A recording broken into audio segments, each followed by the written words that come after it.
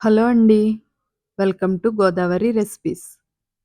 ఈరోజు మన గోదావరి రెసిపీస్‌లో అందరూ ఎంతగానో ఇష్టపడే పులస చేప పులుసు ఎలా చేయాలో చూద్దామండి. ఈ పులస కర్రీ ఒక్కొక్కరు ఒక్కో విధంగా చేస్తారు. నేనెలా చేస్తానో ఈ వీడియోలో చూపిస్తాను. వీడియో స్కిప్ చేయకుండా చివరి వరకు చూడండి. నేను కేజీ పులస చేప తీసుకున్నాను. తీసుకొని శుభ్రంగా క్లీన్ చేసుకోవాలండి. పులుసు తీసేసుకొని మొత్తం ఇలా క్లీన్ చేసుకున్నాను. ముక్కలు కట్ చేశాక కడగకూడదండి. ఇలా ఉండగానే మొత్తం కడిగేసుకోవాలి.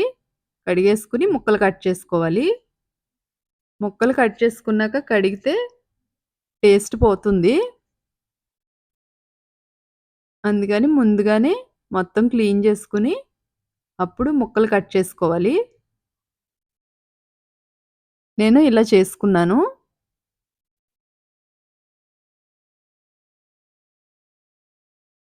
చేసి పక్కన పెట్టుకోవాలి. చిన్న గిన్నె తీసుకొని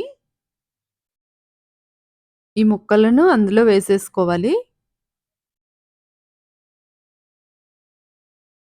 వేసుకొని కొద్దిగా ఉప్పు, హాఫ్ స్పూన్ ఉప్పు, కొద్దిగా పసుపు, ఒక స్పూన్ కారం, ఒక స్పూను ఆవాల నూనె వేశానండి. కొద్దిగా ఆవాల నూనె వేసుకొని బాగా కలుపుకోవాలి.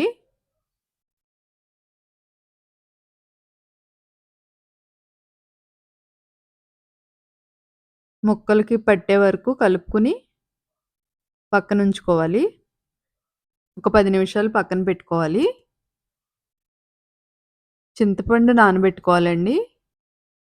నిమ్మకాయ సైజంత చింతపండు వాటర్‌లో వేసి 10 నిమిషాలు నానబెట్టుకుందాం. ఇప్పుడు కావాల్సినవేంటో చూద్దాం.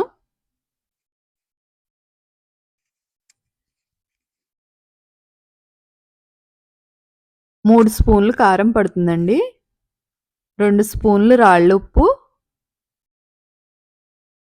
1 కప్పు సన్‌ఫ్లవర్ ఆయిల్, 1 కప్పు ఆవాల నూనె వేసుకోవాలండి.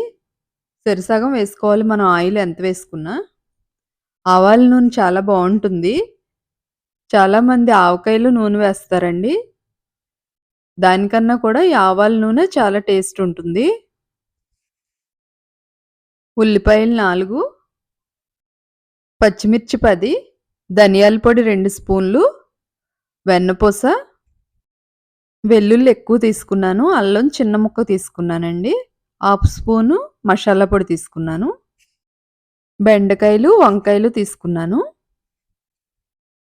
ముందుగా మిక్సీ జార్‌లోకి వెల్లుల్లి, చిన్న అల్లం ముక్క మిక్సీ పెట్టుకోవాలి. కొద్దిగా మిక్సీ పెట్టుకొని తర్వాత ఉల్లిపాయ ముక్కలు వేసుకున్నాను. బరకగా పెట్టుకోవాలండి. మరీ మెత్తగా పెట్టకూడదు. మిక్సీ పెట్టి పక్కన పెట్టుకోవాలి. ఇప్పుడు బెండకాయలు కట్ చేసుకుందాం. లేతవి చిన్న బెండకాయలు తీసుకున్నాను. అవి మధ్యలో నాటు పెట్టుకుంటే సరిపోతుంది. ఇలా అయితే బెండకాయ విడకుండా పులుసు లాక్కుని బావుంటాయి చాలా. పచ్చిమిర్చి కూడా అలానే కట్ చేసుకున్నాను.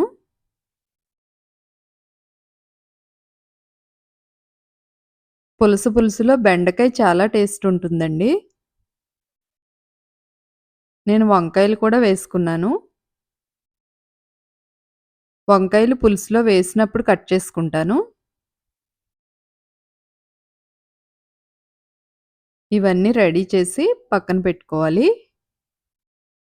నేను ఇందులో ఒక స్పెషల్ ఇంగ్రీడియెంట్ యాడ్ చేస్తానండి.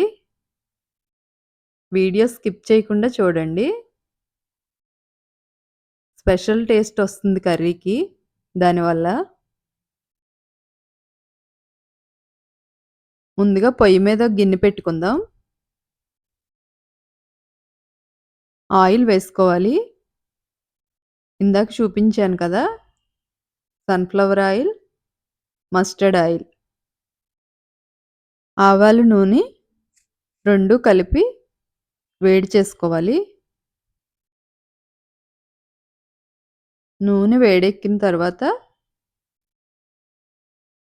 హాఫ్ స్పూన్ ఆవాలు, హాఫ్ స్పూన్ మెంతులు, కొద్దిగా కరివేపాకు, మిక్సీ పెట్టుకున్న ఉల్లిపాయ పేస్టు అన్నీ దోరగా వేగించుకోవాలి.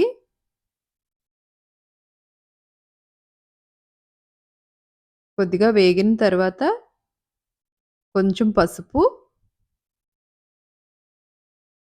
ఉప్పు వేసేసుకోవాలి. 2 కలిపి పొయ్యి సిమ్‌లో పెట్టి వేగించుకోవాలి ఉల్లిపాయ వేగే వరకు. ఉల్లిపాయ వేగిన తర్వాత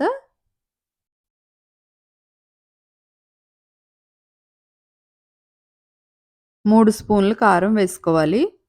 కారం ఎక్కువే పడుతుంది. 2 స్పూన్లు ధనియాల పొడి, హాఫ్ స్పూన్ మసాలా పొడి వేసుకోవాలి.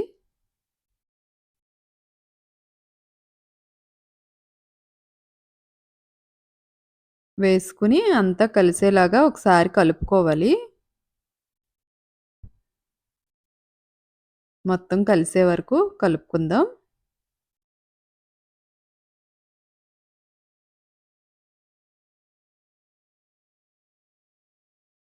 2 నిమిషాలు కలిపిన తర్వాత పులస ముక్కలు వేసేయాలి.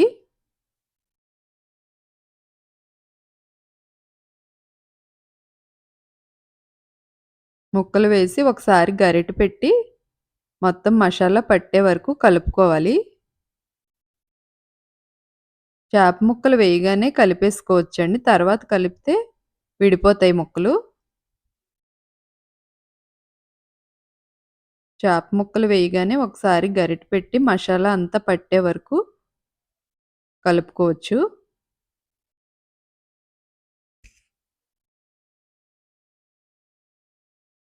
గరం మసాలా పౌడర్ రెసిపీ కావాలంటే మన ఛానల్‌లో ఉందండి. ఒకసారి చూడండి. ముక్కలన్నీ కలిసిన తర్వాత మూత పెట్టి ఒక 5 నిమిషాలు మగ్గనివ్వాలి.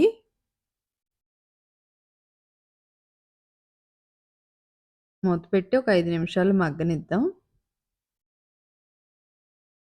ఇప్పుడు చింతపండు రసం తీసుకుందాం. ఇంతకు ముందు నానబెట్టాం కదా! రసం తీసుకొని పక్కన పెట్టుకోవాలి. ఇప్పుడు మూత తీసి చింతపండు రసాన్ని వేసేసుకోవాలి. చింతపండు కూడా ఎక్కువే పడుతుందండి.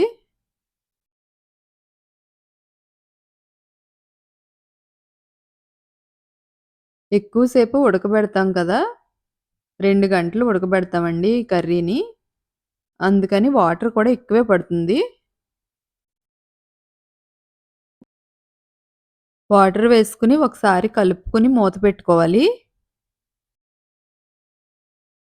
మూత పెట్టి పొయ్యి హైలో పెట్టి 10 నిమిషాలు ఉడకబెట్టాలి.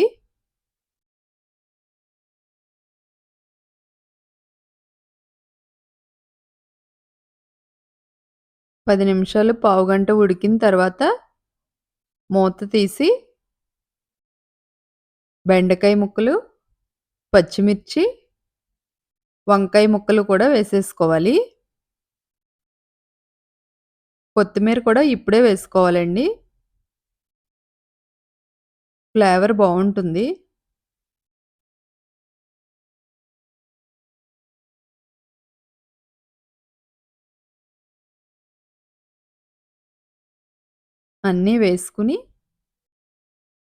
అన్నీ వేసుకొని ఒక 5 నిమిషాలు ఉడకబెట్టుకోవాలి.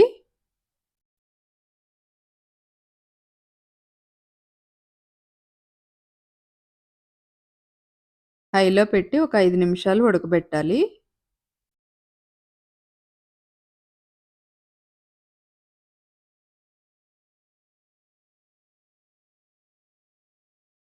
5 నిమిషాలు ఉడికిన తర్వాత ఒక లేత కొబ్బరి బొండం తీసుకొని వాటర్ తీయాలండి. లేత కొబ్బరి బొండం తీసుకోవాలి. ఈ కొబ్బరి నీళ్ళు వేస్తే టేస్ట్ చాలా బావుంటుంది.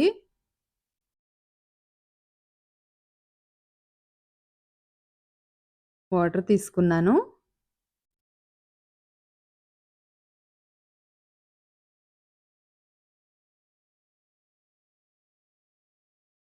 తీసుకొని ఈ వాటర్ కూడా పులుసులో యాడ్ చేయాలి. పులుసు మరుగుతుంది కదా! పులుసులో ఈ కోకోనట్ వాటర్ వేసేసుకోవాలి. చాలా టేస్ట్ వస్తుందండి కర్రీకి ఈ వాటర్ వల్ల.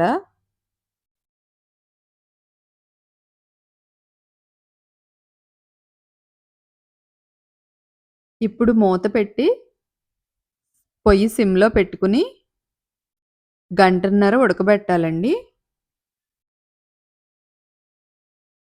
మధ్య మధ్యలో ఒకసారి చూసుకుంటూ కలుపుతూ ఉండాలి. గరిటె పెట్టకూడదు.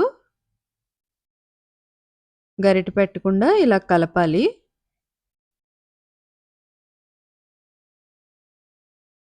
మనం 5 నిమిషాల్లో పొయ్యి కట్టేస్తామనగా వెన్నపూస వేయాలండి. వెన్నపూస చాలా బావుంటుంది. ఈ పులుసుకి. ఇప్పుడు 2 స్పూన్లు వెన్నపూస వేద్దాం.